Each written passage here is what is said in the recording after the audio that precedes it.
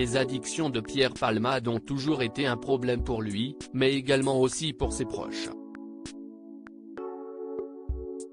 Alors qu'il est au cœur de plusieurs affaires judiciaires à la suite d'un accident provoqué par sa consommation de stupéfiants, l'humoriste est conscient des difficultés que ces addictions peuvent provoquer dans sa vie mais aussi dans celle des gens qui le côtoient, contraints de trouver des solutions pour pouvoir travailler avec lui ou vivre à ses côtés.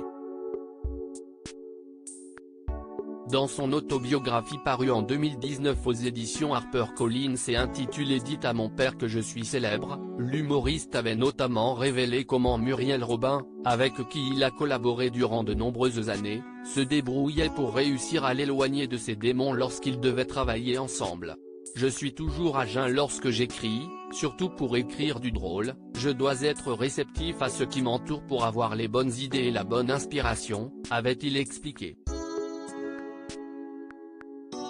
Muriel le sait et pour me tenir loin des tentations de bringue, elle m'entraîne au soleil, à l'île Maurice, pour écrire ils se sont aimés. Grâce à cette méthode, les deux humoristes pouvaient donner le meilleur d'eux-mêmes et réussissaient à travailler sans relâche tout en étant au top de leur créativité, 10 jours de boulot.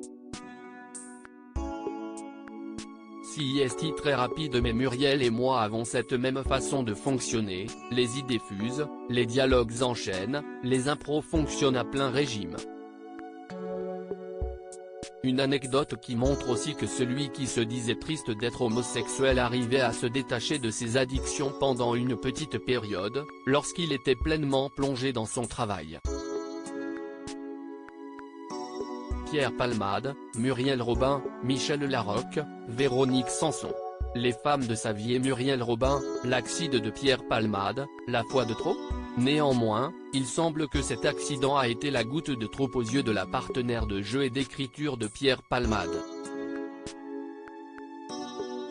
Au départ très inquiète pour son amie lorsqu'elle a su pour sa collision avec d'autres véhicules, son attitude a par la suite radicalement changé après avoir appris qu'il était responsable de l'accident et qu'il était au volant sous l'emprise des stupéfiants, provoquant la perte de grossesse d'une femme enceinte de 7 mois ainsi que les multiples blessures d'un homme de 40 ans et de son fils de 6 ans. Un proche a même confié auprès de nos confrères de Paris Match qu'elle voyait l'humoriste désormais comme un assassin. Depuis, les liens semblent rompus entre les deux artistes.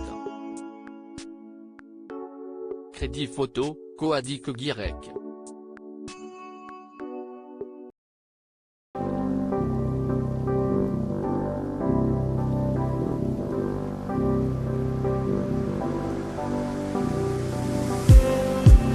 Just need